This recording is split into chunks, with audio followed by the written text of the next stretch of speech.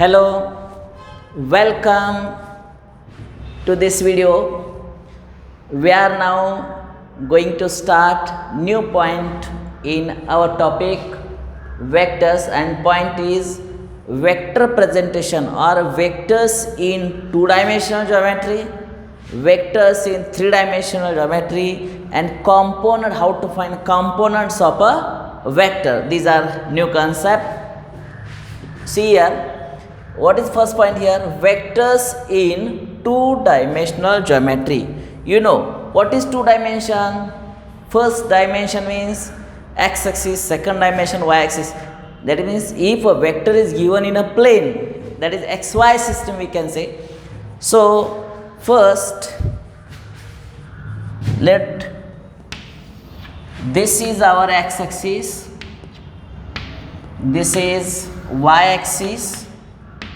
So namely x o x dash represent our x-axis.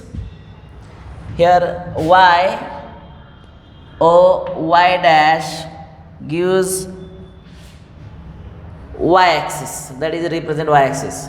And consider any point, suppose P in first quadrant, okay, that is x-axis and y-axis is given, two axes given, so here it is given two-dimension geometry, two-dimension vectors in two dimension. Suppose point P is given in a first quadrant, or if point P is given in a second quadrant or third quadrant or fourth quadrant, how we represent the point P in coordinate system? In coordinate system means in two-dimensional system. For that, let us start here. Let here x o x dash, look here in the figure, x o x dash, and here another point y o y dash be a rectangular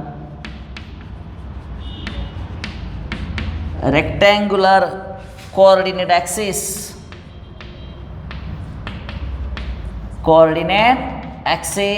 in xy plane, in xy plane. हे जे plain आहे, बोर्डचा जो surface आहे त्याला आपण xy plain suppose केलेलं आहे. आता काय करूया, हे जे x ॲक्सिस आहे त्याच्यावरचा युनिट वेक्टर मानला पाहिजे, y ॲक्सिसवरचा युनिट वेक्टर मानला पाहिजे. युनिट वेक्टरचा अर्थ तुम्हाला माहिती आहे, ज्या वेक्टरची जी मॅग्निट्यूड 1 आहे अशाला युनिट वेक्टर असं म्हटलं जातं, मॅग्निट्यूड 1 असणारं. मग आता हा जो एक्स ॲक्सिस आहे इथून इथपर्यंतचा जो पार्ट आहे ना, हा त्याला आपण समजा 1 मानलं, तर इथून इथपर्यंतचं मॅग्निट्यूड काय आलं 1. परंतु हे जे 1 आहे याला म्हटलं जातं unit vector along X axis. तुम्ही एक्स ॲक्सिसवरची नाव टाकता का नाही, इथं 1 असेल, इथं 2 असेल, इथं 3 असेल, इथं 4 असेल, तर हा आहे unit vector along X axis. इथून इथपर्यंत again unit vector along X axis. तर इथं हा जो पार्ट आहे त्याला म्हटलं जातं आय कॅप. काय रिप्रेझेंट करतात? I cap. म्हणजे I cap is the unit vector along positive X axis. त्याच पद्धतीनं वरती समजा 1 असेल, इथं 2 असेल, इथं 3 असेल, आणि याच्यावरचा जो युनिट वेक्टर आहे, वाय ॲक्सिसवरचा जो युनिट वेक्टर आहे त्याला मानलं जातं जे कॅप. बघा काय म्हणलं जातं, जेच्या वरती कॅप, आयच्या वरती कॅप असेल तर it is a unit vector along X axis. जेच्या वरती कॅप असेल तर त्याला काय म्हटलं जातं, युनिट वेक्टर अलॉंग काय वाय ॲक्सिस. तर हे आय कॅप आणि जे कॅप हे काय सपोज करायला सांगितलं आहे, they are the unit vector along positive X axis and positive Y axis. तेच आपण इथं लिहूया, let I cap and what j cap be the unit vectors, be the unit vectors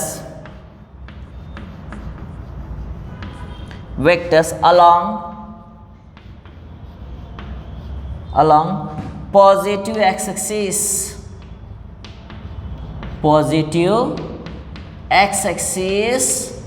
and what y axis respectively.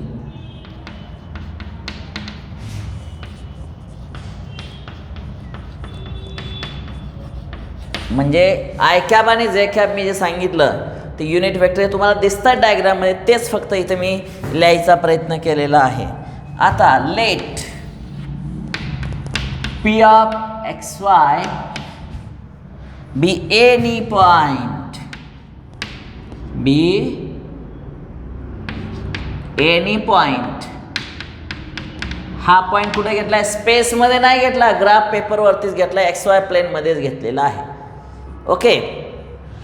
आता इथून काय करा, x ॲक्सिसवरती perpendicular draw करा. हे 1 2 3 पुसून टाकतो मी. इथं परपॅन्डिक्युलर ड्रॉ केला, त्याला पी एम म्हणूया. म्हणजे एक्स ॲक्सिसवरती परपॅन्डिक्युलर ड्रॉ केलेला आहे. म्हणजे draw P M perpendicular to X axis as well as Pn perpendicular to what? Y axis. इकडेही परपॅन्डिक्युलर मी ड्रॉ करतो, याला असं नाव n असं देऊया आणि Pn perpendicular to what? Y axis. आता O पासून जे M पर्यंत जी लेंथ आहे ती आपण x मानूया. काय मानलेली आहे इथे? ही length x.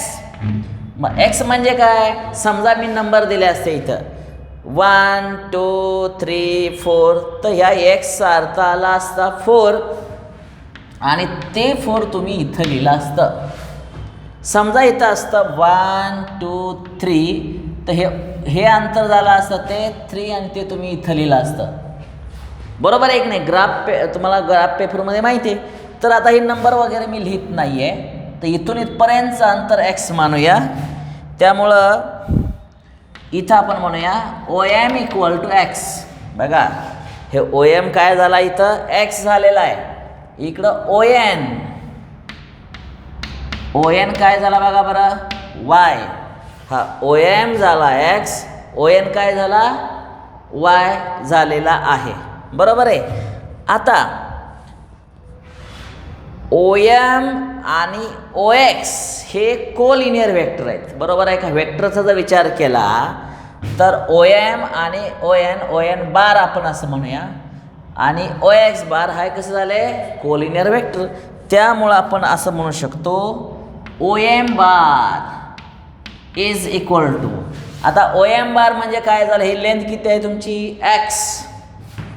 X multiply by i cap. X I cap असं म्हणा. आय कॅप का? समजा इथं 1 होतं, इथं 2 3 4 आय कॅप झालं. समजा हे 5 लेंथ असेल, इथं 4 दिले बघा, म्हणजे 4 आय कॅप. तसं O M equal to what? X I cap, आणि इथं O N bar is equal to, बघा ओ एन म्हणजे हा मला ॲरो असा दाखवला पाहिजे. O N bar equal to अर्थातच काय? इथं एक्स लिहूया, इथं वाय लिहूया. त्यामुळं वाय जे कॅप, वाय काय इथं? जे कॅप आपण लिहिलेलं आहे. आता मी काय करतो? ओ पासून पी असं जॉईन करतो आणि हे इकडं असा ॲरो दाखवूया. आता मला सांगा, या डायग्रॅममध्ये फक्त बघा तुम्ही, हा ट्रायंगल तयार झाला का? आणि या ट्रायंगलमध्ये तुम्हाला बाय ट्रायंगलला ओ M bar plus M P बार म्हणजे काय? ओ पी बार असं तुम्ही रिप्रेझेंट करणार आहे. म्हणजे O P bar equal to, नाव O P bar equal to O M bar plus, बघा हे ओ पी बार म्हणजे हा ॲरो मला असं दाखवला पाहिजे. ओ पी बार म्हणजे ओ M bar plus M P bar.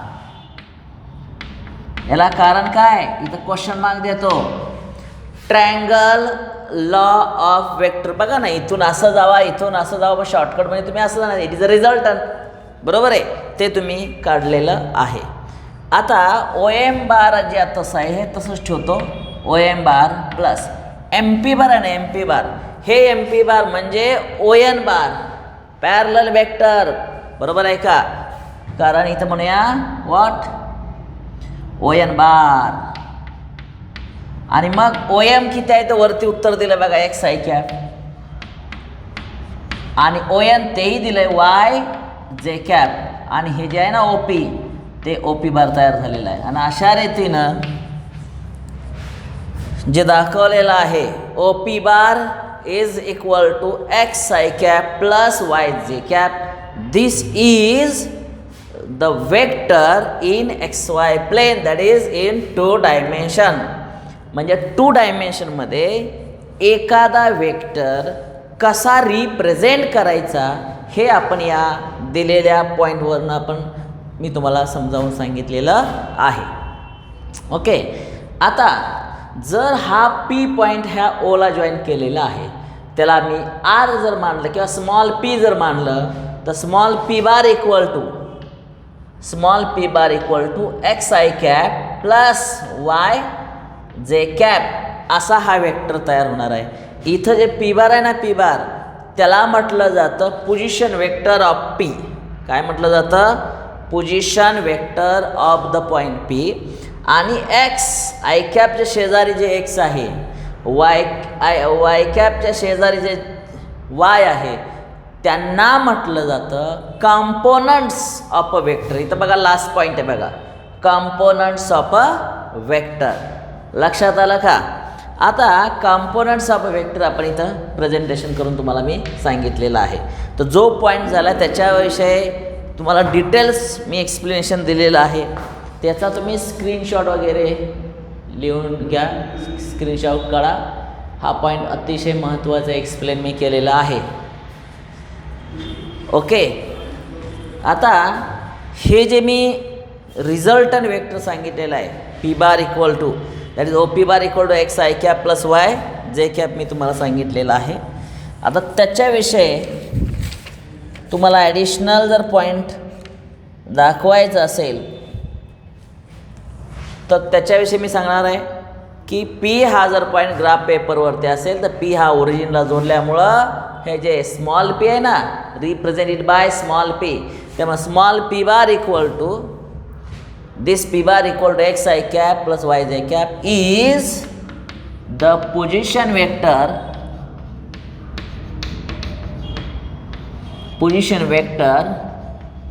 of point what p, position vector of a point p. लक्षात आलं? आणि हा जो पोझिशन वेक्टर काढलेला आहे, मग आता या ओपीची लेंथ किती असावी? बघा मी काय सांगतोय, ओपीची लेंथ किती असावी, त्याला मॅग्निट्यूड ऑफ दिस वेक्टर असं जर काढायचं असेल, हे तुमचं लिहून झालेलं असेल, त्यामुळे मी आता हे पुसून टाकणार आहे. आणि आता मला काय सांगायचं आहे जरा बघा. हे जे वेक्टर प्रेझेंटेशन आता झालेलं आहे, म्हणजे काय इथं केलं आहे की आता नाव magnitude of O P bar हा पॉईंट आपण आता इथं बघणार आहे. ह्या ओ पी बारचं मॅग्निट्यूड किती असेल, त्याची लेंथ किती असेल, त्याच्याविषयी आपण जरा बघणार आहे. आता in triangle O M P बघा बरं, या ओ एम पीमध्ये पायथागोरस थेरम आपण अप्लाय केला. इथं 90 डिग्री आहेच बघा, त्यामुळं ओ पी बघा, ओ पी याचा स्क्वेअर इक्वल टू ओ एमचा स्क्वेअर प्लस वॉट एम पीचा स्क्वेअर. हे this is by using theorem of Pythagoras. बरोबर आहे का? आता हे जे ओ पी म्हणजे लेंथ ऑफ ओ पी, म्हणजे मॅग्निट्यूडली आपण विचार करतो. इथं लेंथ ऑफ ओ एम आणि लेंथ ऑफ एम पी, याला आपण जर समजा पी मानलं, ह्याची लेंथ पी मानली, किंवा आपण ह्याला जर समजा स्मॉल आर आपण मानलं, तर सपोज स्मॉल आरचा square equal to X square plus Y square, कारण हे एक्स असणार आहे आणि पी एम म्हणजे काय, इथला वाय असणार ना, इथला इकडचं, आणि that is R equal to under root X square plus Y square is called magnitude of O P bar. Magnitude of O P bar. तर अशा रीतीने तुम्हाला how to find magnitude, how to find position vector, याच्याविषयी आपण concept तुमचं इथं clear केलेलं आहे. आलं लक्षात? आता यावर आधारित मी काय करतो, एक्झाम्पल्स जे असतात ती कशी असतात त्याच्याविषयी जरा बघूया आणि मग पुढे जाऊया. समजा हा ग्राफ पेपर आहे, इथं एक्स ॲक्सिस आहे, इथं काय वाय ॲक्सिस आहे. मी इथं 1 2 3 4 -1 -2 इथं 1 2 3 4 -1 -2 -3 एक पॉईंट मी इथं घेतला. कॉर्डिनेट्स काय येतील सांगा बरं. या 3च्या समोर आहे, इकडं एच्या समोर आहे, 4च्या समोर आहे म्हणजे 4. कॉर्डिनेट्स किती झाले 3 आणि 4. आणि मग याचं वेक्टर प्रेझेंटेशन कसं करायचं तर काय करा, हे इथून हे असं ओरिजिनला असं जॉईन करा. याला इथं आता कॅपिटल पी आहे ना, स्मॉल पी सपोज केलं तरी चालेल. ओके बघा, आणि हा पी कुणाशी जॉईन केलेला आहे, ओशी जॉईन केलेला आहे. ओके, आणि त्याचा position vector let small P bar be the position vector of the point P. बरोबर आहे का. Small P bar be the position vector of what point P, and therefore small P bar equal to O P bar equal to, ह्याच्या अगोदर vector presentation मी आत्ताच आपण बघितलेलं आहे. हा एक्स कॉर्डिनेट असतो आणि हा वाय कॉर्डिनेट असतो. 3i cap plus 4j cap. This is a vector. This is a vector in not 2 dimension. लक्षात आलं का. आणि आता ह्याचं मॅग्निट्यूड बघूया. नाव मॅग्निट्यूड म्हणजे small P bar magnitude of O P bar equal to, हे असंही म्हटलं जातं किंवा फक्त P equal to under root. आपला फॉर्म्युला माहिती आहे x² + y². म्हणजे तुम्ही असं लिहू शकता 3² + 4². 3 and 4 are the components of what your i cap and j cap. आणि इथं 9 येणार आहे, इथं 16 येणार आहे, म्हणजे √25 म्हणजे किती आलं 5. Thus magnitude of this is equal to small P मानलेलं आहे. लक्षात आलं का. तर त्यामुळं आत्ता जी कन्सेप्ट आहे ती सगळ्या तुमच्या फिजिक्समध्ये सुद्धा झाली असेल. इथं मॅथमॅटिक्समध्ये डिटेल आपण तयार केलं. i कॅप कसा शोधायचा, j कॅप कसा शोधायचा त्याविषयी. आता मी पॉईंटची जागा बदलणार आहे. हा पॉईंट मी या ठिकाणी घेतो, त्याला नाव काहीतरी कॅपिटल ए देऊया. आता हे असं जॉईन करा. हा वेक्टर डायरेक्शन अशी निघाली बघा, म्हणजे त्याला OA बार असं म्हणूया. आणि ह्याचे कॉर्डिनेट्स अर्थातच किती असणार आहेत बघा, -2 इकडं आणि इकडं किती आहे 3. तर या एचे प्रेझेंटेशन आपल्याला कसं करायला पाहिजे त्याच्याविषयी जरा आपण बघणार आहोत. काय सांगा बरं. ए या ओरिजिनला जॉईन केल्यामुळं त्याला स्मॉल ए बार आपण असं म्हणणार आहोत. त्यामुळं इथं म्हणूया for the point capital A -2 3 या पॉईंटसाठी पोझिशन वेक्टर काय, कॅपिटल ए ओरिजिनला जॉईन केल्यामुळं स्मॉल ए बार असणार आहे. Let small A bar be the position vector of capital A. त्यामुळं A bar equal to small A bar equal to याला i cap जोडा, याला j कॅप जोडा, म्हणजेच याला OA बार म्हणूया equal to -2i cap + 3j cap असं आपण हे वेक्टर प्रेझेंटेशन झालेलं आहे. आता मॅग्निट्यूडचा विचार करा. नाव magnitude of A bar equal to modulus of OA bar equal to under root -2चा स्क्वेअर प्लस 3चा स्क्वेअर. -2चा स्क्वेअर किती येतो 4 येतो. इथं 9 25 म्हणजे किती 5. इथं मायनसचा स्क्वेअर काय पॉझिटिव्ह असणार आहे, त्यामुळे ह्याची लेंथ किती आली 5. म्हणजे जरी हा ए हा जो पॉईंट आहे दुसऱ्या क्वाड्रंटमध्ये असला तिथे एक्स कॉर्डिनेट निगेटिव्ह असतात. पण मॅग्निट्यूड याचा अर्थ आपण लेंथचा विचार करतोय, लेंथ नेवर निगेटिव्ह. आणि त्यामुळं हा जरी पॉईंट दुसऱ्या क्वाड्रंटमध्ये असला तरी त्याची लेंथ पॉझिटिव्ह आलेली आहे. हे युनिट्स असं लिहायचं शेवटचं उत्तर. याच टेक्निकचा वापर करून बघा, याच टेक्निकचा वापर करून आपण होमवर्कला मी इथं एक्झाम्पल देणार आहे. हे तुमचं लिहून झालं असेल, लिहून घ्या बरं, किंवा याचा स्क्रीनशॉट वगैरे काढा. एखादा पॉईंट तो 2 डायमेन्शनमध्ये आहे आणि 2 डायमेन्शनमध्ये असल्यानंतर त्याचं वेक्टर प्रेझेंटेशन कसं करायचं याच्याविषयी आपण आता मागापासून बघतोय. ओके, ए पॉईंट घेतला, पी पॉईंट घेतलेला आहे. ओके, याविषयी आपण आता इथं बघितलेलं आहे. आता मी काय करणार आहे, एक वेगळा पॉईंट आपण जर घेतला तर त्याच्याविषयी प्रेझेंटेशन कसं करायचं हे आपण आता बघणार आहे. बघा, हा एक्स ॲक्सिस आहे, इथं वाय ॲक्सिस आहे सांगितल्या पद्धतीनं. इथं एक्स डॅश असणार आहे, इकडं वाय डॅश असणार आहे. एखादा पॉईंट इथं घेतला असेल त्याला ए असं नाव देऊया. ओके, आणि अर्थातच त्याचे कोऑर्डिनेट्स मी घेऊया. इथे घेतो 1 2 3 4 5च्या समोर 1 2 3 4 5. ए पॉईंट इथं घेतला, याचे कोऑर्डिनेट्स बघा बरं. इथं 5 आणि इकडं 3 येणार आहे. 5 आणि किती आलं, 3. बरोबर आहे.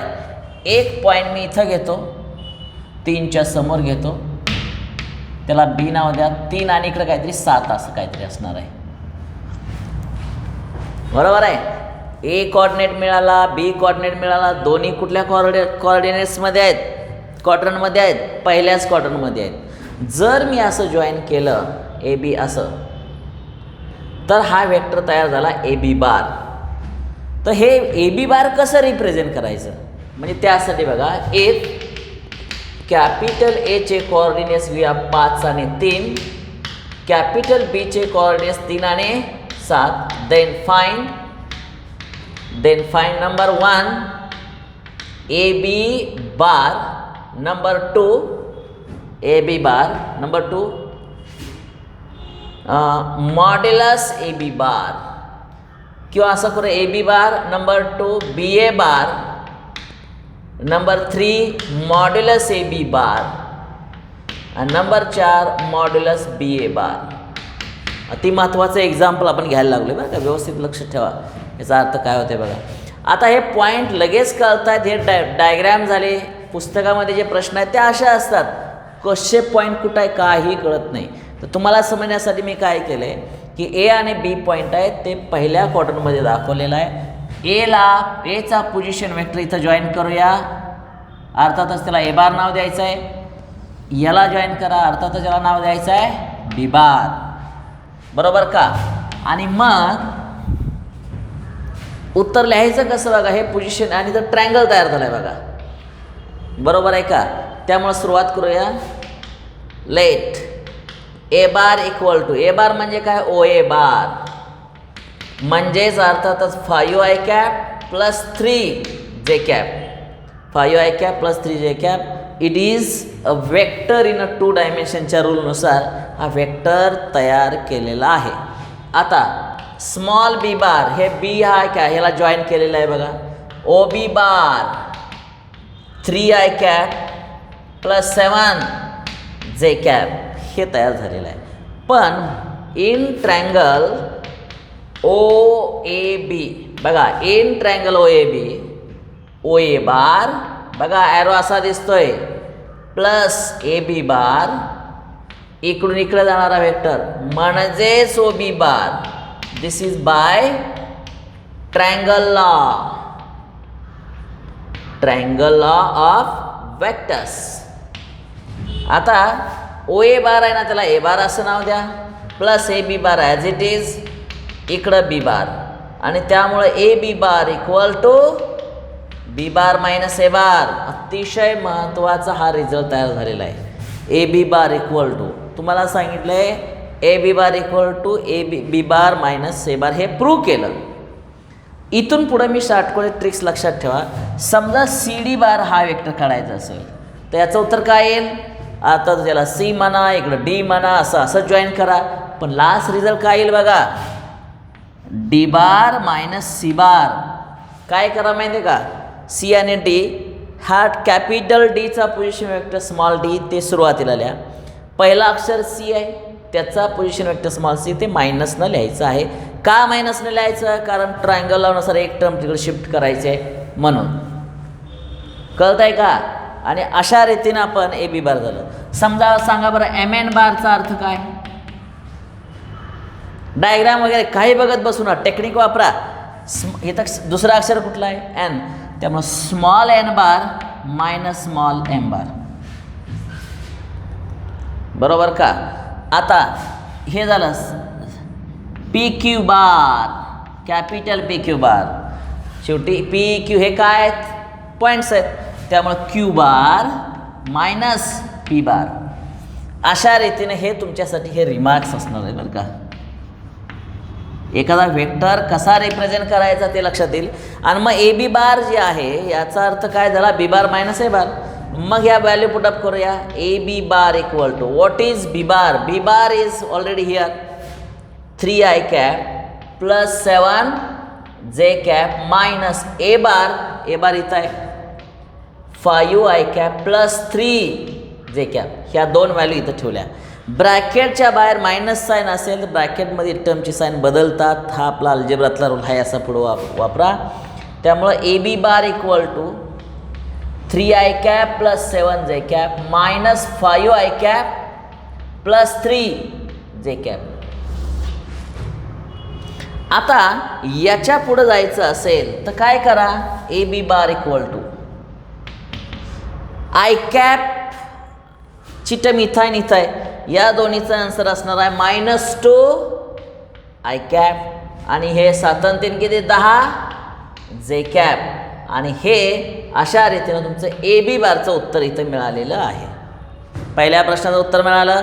आता modulus A B bar. Modulus A B bar ह्याच्या अगोदरचं एक्झाम्पल सांगितले. अंडर रूटमध्ये कॉम्पोनंट घ्यायचे फक्त -2चा स्क्वेअर प्लस 10चा स्क्वेअर म्हणजे 100 आणि हे 4 under root 104. This is modulus of A B bar. दुसऱ्याही बघा ए बी बार आणि काय मॉड्युलस ए बी बार असं आपण इथं तयार केलेलं आहे. लक्षात आलं का. हे 2 पॉईंट आपण इथं क्लिअर केले. आता याच प्रश्नामध्ये ॲडिशनल इथं काय दिलं आहे बघा बरं, नाव बी ए बार. इथं घेतो मी आता बी ए बारचा आन्सर इथं लिहितोय. नाव बी ए बार इक्वल टू सांगा बरं ए बार मायनस बी बार. ए बारची ब्रॅकेट तुमच्याजवळ आहेच बघा 5i cap plus 3j cap minus B bar 3i cap plus 7j cap. This is equal to ब्रॅकेटच्या बाहेर मायनस साईन आतील साईन बदलावे लागतील.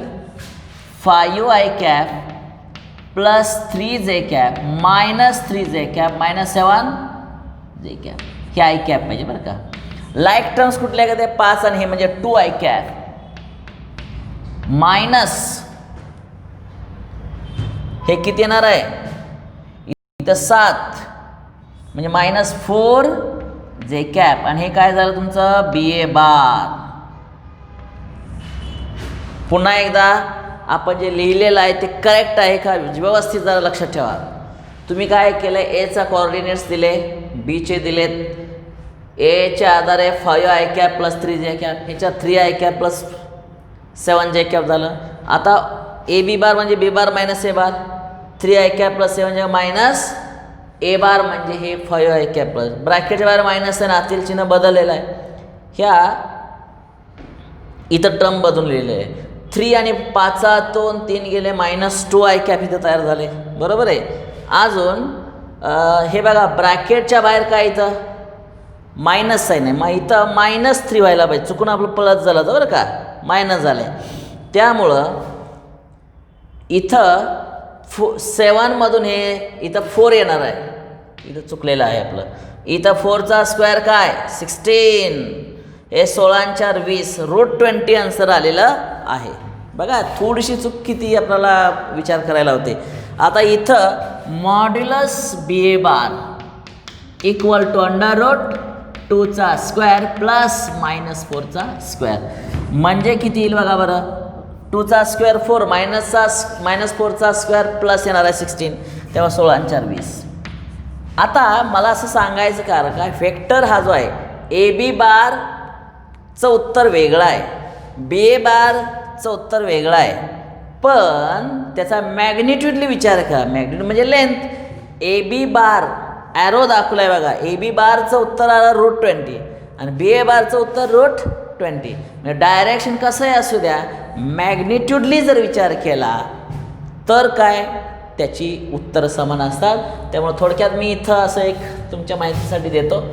Modulus of A B bar is same as modulus of B A bar असं त्याचा अर्थ दाखवलेला आहे.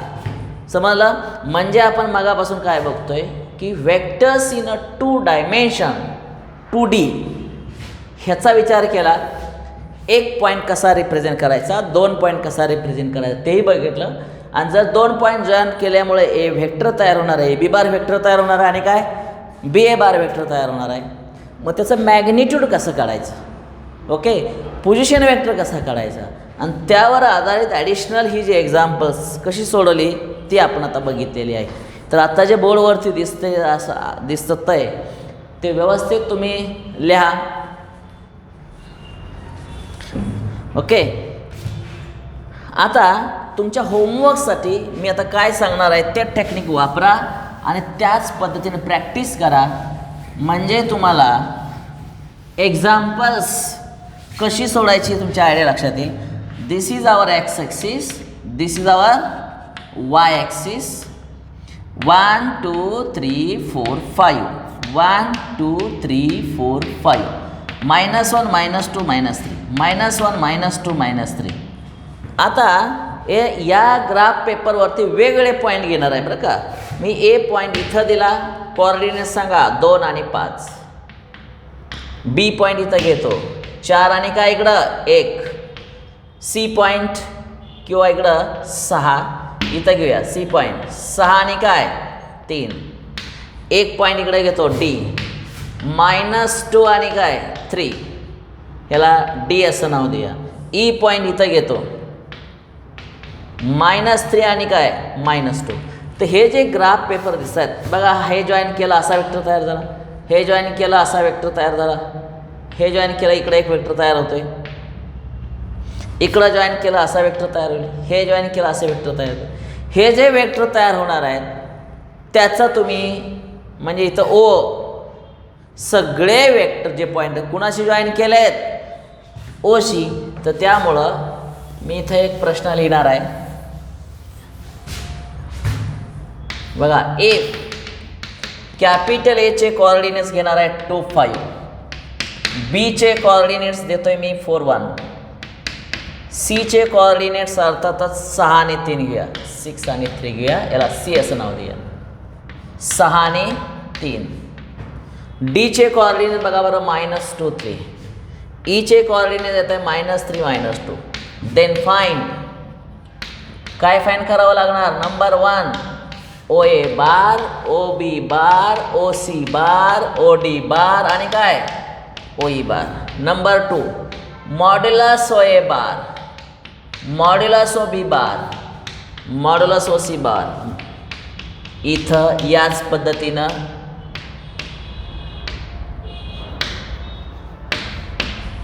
आल्सो फाइंड, हे असं जॉईन केलं ना आपण बघा, हे जॉईन केलं कुठला तयार होईल vector A C bar. Find A C bar magnitude A C bar. पुढं number 4 A B bar magnitude A B bar. ही जी एक्झाम्पल दिसत आहेत ही एक्झाम्पल आत्ता मी दाखवलेली ती एक्झाम्पल व्यवस्थित याच डायग्रामकडे बघून तुम्ही तयार करू शकता. हे होमवर्कला दिलेलं आहे किंवा तुम्ही स्वतः ग्राफ पेपरवर एक्स ॲक्सिस वाय ॲक्सिस तुम्हाला वाटतंय त्या ठिकाणी पॉईंट घ्या. Try to join them. Find the position vectors. Also find the vectors and their magnitude. Vector and their magnitude. 5वा प्रश्न आपण ए बी जॉईन केला, ए सी जॉईन केला, ए पॉईंट इकडे आहे, डी पॉईंट इकडे आहे, असं जॉईन करा. मग ए डी बार तयार होणार आहे. ए डी बार तयार होईल आणि लगेच त्याचा मॅग्निट्यूड ए डी बार. असं जॉईन केल्यानंतर वेक्टर गेला की पण असा मनात प्रश्न त्याची लेंथ किती म्हणजे मॅग्निट्यूड किती, तर ते तुम्ही याच नियमानुसार काढणार आहेत. बरोबर. याच्या अगोदरचं एक्झाम्पल तुम्ही व्यवस्थित समजावून घ्या. तर या व्हिडिओमध्ये आपण काय बघितलेलं आहे, वेक्टर्स इन 2 डायमेन्शन याच्याविषयी माहिती बघितलेली आहे आणि त्याचा कॉम्पोनंट्स ऑफ अ वेक्टर हा जो पॉईंट आहे 3 डायमेन्शनल जॉमेट्री हे पुढच्या वेक्टरमध्ये आपण बघणार आहोत. इथं आपण थांबतोय. Thank you very much.